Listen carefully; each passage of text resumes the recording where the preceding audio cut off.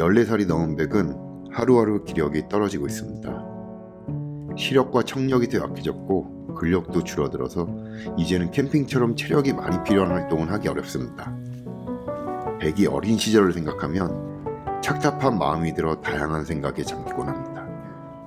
나이 든 개와 산다는 것은 강아지 떼와 다른 또 다른 감정 속에 빠지는 거라 말하고 싶습니다. 몸이 불편한 백은 지금 행복할까? 지금 나는 백을 위해 무엇을 더 할 수 있지? 백이 어렸을 때는 정말 대단했는데, 아니 백을 만나기 전에 나도 대단했지. TMI지만 백을 만나기 전 저는 일생일대의 방황을 겪던 시기였습니다. 몇몇 인간관계에서 큰 충격을 받고 도시를 떠나 사람들이 없는 자연 속에서 살고 싶어 할 때였습니다. 나중에 얘기할 기회가 있을지 모르겠지만 그곳을 알래스카로 정하고 이민에 대해서도 열심히 알아봤습니다. 그러던 중에 시원하게 트인 초원의 푸름을 물고 올 보더콜리와 함께할 시간들이 제 삶의 탈출구가 될 거라는 기대를 갖게 되면서 알래스카 이민의 꿈을 접게 되었습니다. 우스갯소리지만 보더콜리에 대한 열정만큼 학창시절에 공부를 했다면 저는 알래스카가 아닌 미국 하버드 대학을 갔을지도 모를 정도로 보더콜리를 찾기 위해 전국을 뒤지며 돌아다녔습니다. 다양한 보더콜리를 만나기 위해 일반 가정집에서 번식한 보더콜리 강아지들을 보러 다니고 충무로 애경거리 바닥을 제 집처럼 드나들기도 하고 넉살 좋게 여러 훈련소를 들락거리기도 했습니다. 회사를 퇴근하자마자 주말마다 심지어 공휴일에도 보더콜리를 보러 전국을 누볐습니다.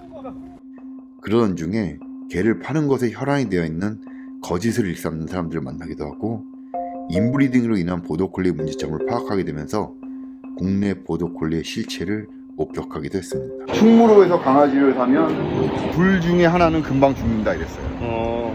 그러니까 건강관리가 안 되고 전염병 관리가 안 돼서 너가 데려가서 네가 관리 못해서 니네 집에서 병 걸린 거지. 이거 가지고 싸우는 케이스가 신신찮게 있어. 지나다가 막 싸우고 있어 막.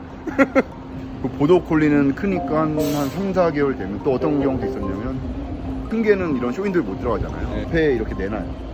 개들을. 그러면 이제 그런 데서 이제 보기도 했고 보더콜리 한 6개월 정도 된 개를 50만 원에 팔려고 했던 분도 있었고 막 좋은 개라면서. 그래서 이제 조금 더 정보를 캐기 시작하면 없어 정보가. 막 좋은 개래. 왜요?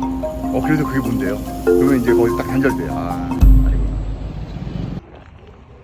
아는 게 병이라는 말처럼 그 때문에 저희 보더콜리를 찾기가 더욱 어렵게 되었습니다.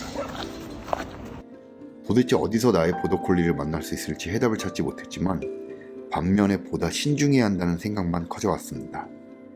그러던 중 강원도 대관령에서 실제로 보더콜리 양을 물며 지내는 분이 있다는 이야기를 듣게 되었습니다. 국내 최초로 워킹 보더콜리를 데려온 마태용님이었습니다. 다시 심장이 요동쳤습니다. 그동안 애타게 찾던 보더콜리에 매우 가깝게 다가간 느낌이 들었습니다. 무턱대고 대관령으로 달려갔습니다. 초야의 숨은 고수를 만난 느낌이랄까? 그분의 삶은 온통 양머리와 관련된 것이었습니다. 양을 물기 위해 탄생한 보더콜리의 근원적인 뿌리에 제가 만난 그 누구보다 정통한 분이었습니다.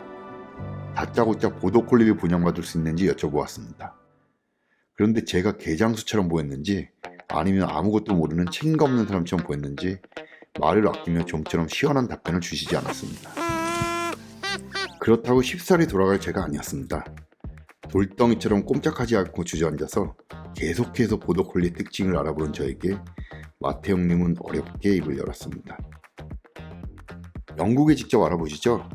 저희 보더콜리들도 해외에서 왔답니다. 저는 그때까지 몰랐습니다. 영국인들에게 어떤 모욕과 치욕을 받게 될지.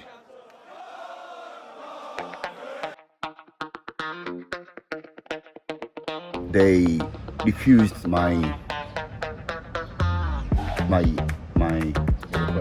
request.